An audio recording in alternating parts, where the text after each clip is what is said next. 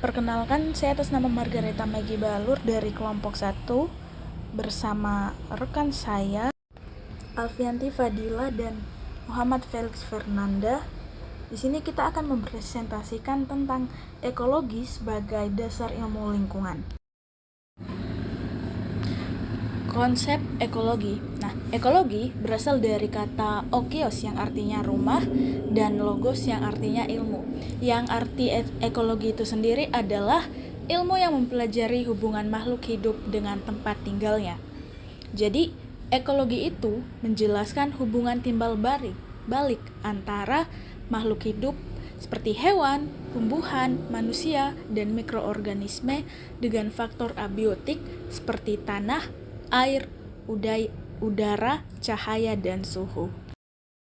Menurut Friedman tahun 2018, ekologi mempelajari faktor abiotik, suhu, kelembaban, nutrisi, cahaya, dan gangguan fisik.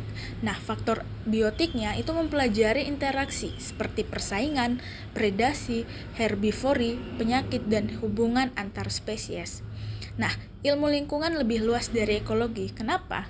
Karena ilmu lingkungan itu tidak hanya mempelajari tentang interaksi organisme, tetapi juga masalah lingkungan akibat dari ulah manusia itu sendiri, seperti polusi, urbanisasi, deforestasi, perubahan iklim, serta solusi pengelolaannya. Nah, kemudian kita masuk ke materi perbedaan utama antara ekologi dan ilmu lingkungan. Nah, ekologi itu fokusnya pada interaksi organisme dengan lingkungannya, sedangkan ilmu lingkungan itu mempelajari interaksi kimia, fisika, biologi dalam lingkungan, termasuk dampak dari aktivitas manusia itu sendiri. Nah, ekologi itu mengkaji keanekaragaman adaptasi, distribusi organisme. Nah, organisme yang dimaksud yaitu keanekaragaman genetik seperti variasi gen, keanekaragaman spesies, dan keanekaragaman ekosistem seperti variasi tipe ekosistem. Kemudian pada ilmu lingkungan itu menganalisis masalah besar melalui pemanasan global, polusi, degradasi lingkungan. Kemudian yang ketiga yaitu ekologi, mengkaji objek lebih ke ekosistem miniatur dan interaksi biologi. Sedangkan ilmu lingkungan itu cakupannya luas hingga kebijakan dan teknologi lingkungan. Jadi dari ketiga perbedaan ini dapat disimpulkan bahwa ekologi adalah fondasi teori, sedangkan ilmu lingkungan adalah praktiknya dalam pengelolaan lingkungan. Jadi, ekologi adalah dasar ilmiah dari ilmu lingkungan. Tanpa pemahaman ekologi, kita tidak bisa mengetahui bagaimana ekosistem bekerja, menilai dampak pencemaran, merancang sistem pengelolaan yang ramah lingkungan, dan memulihkan habitat secara efektif. Untuk penjelasan lebih lanjut akan dijelaskan oleh rekan saya. Di sini saya akan menyambung presentasi dari rekan saya, yaitu ekologi membahas 3 aspek utama. Yang pertama, struktur ekologi, mencakup distribusi dan kelimpahan organisme, serta hubungan antar makhluk hidup dan lingkungannya. Yang kedua, ada dinamika ekologi, di mana dinamika ekologi ini mencakup pertumbuhan, perkembangan, reproduksi, serta aliran energi dan materi dalam ekosistem. Yang ketiga, ada fungsi ekologi, peran setiap organisme dalam ekosistem dan kontribusinya bagi keberlangsungan kehidupan.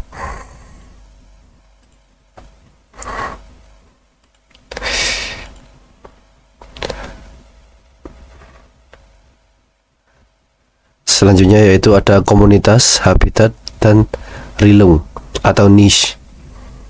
Yang pertama yaitu komunitas Meyer atau komunitas besar, dapat mandiri, relatif stabil, misalnya hutan, padang rumput, dan danau. Lalu yang kedua ada komunitas minor, yaitu merupakan komunitas kecil bergantung pada komunitas lain, misalnya lumut di batang pohon. Yang B ada habitat. Habitat merupakan tempat tinggal alami dari suatu organisme. Yang C rilung atau niche. Rilung merupakan peran atau fungsi organisme dalam ekosistem. Contohnya lebah sebagai penyerbuk bunga. Tidak ada dua spesies yang bisa menempati relung yang sama, akan terjadi kompetisi hingga salah satu tersingkir.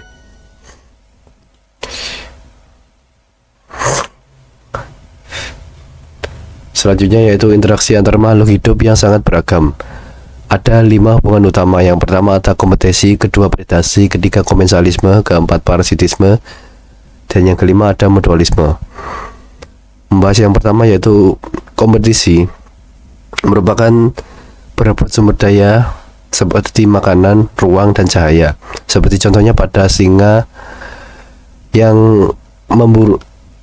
dan hiena yang memperebutkan mangsanya. Yang kedua predasi atau predation. Satu organisme memangsa yang lain. Contoh burung hantu memangsa tikus. Komensalisme, di mana satu organisme diuntungkan dan yang lain tidak untung dan juga tidak rugi. Contohnya ada pada tritip yang menempel pada tubuh paus. Yang keempat ada parasitisme, di mana parasitisme ini satu organisme diuntungkan dan inangnya dirugikan. Contohnya pada cacing pita di usus manusia. Yang kelima ada mutualisme, di mana kedua organisme saling diuntungkan. Contohnya yaitu seperti itu tadi, lebah dengan bunga yang membantunya penyerbukan. Yang selanjutnya yaitu hubungan ekologi dengan konservasi lingkungan. Peran ekologi dalam konservasi lingkungan yaitu yang pertama, memahami keterkaitan organisme, yang dimana perubahan satu spesies mempengaruhi keseluruhan ekosistem. Jadi dari perubahan satu spesies ini akan berdampak besar bagi ekosistem yang ada pada lingkungan tersebut.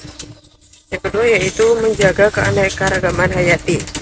Ekosistem yang beragam lebih stabil dan mampu pulih dari gangguan.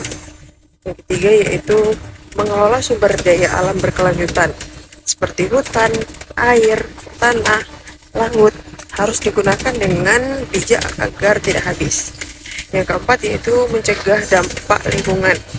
Pemahaman ekologi membantu mengantisipasi dampak polusi, deforestasi, perubahan lingkungan.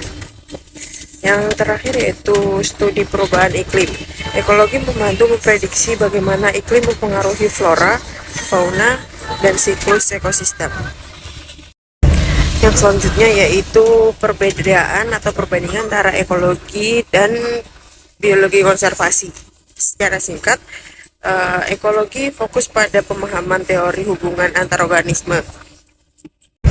Sedangkan biologi konservasi fokus pada tindakan nyata, yaitu melindungi spesies terancam, menjaga habitat, merancang kebijakan lingkungan. Berikut adalah referensi yang kami gunakan.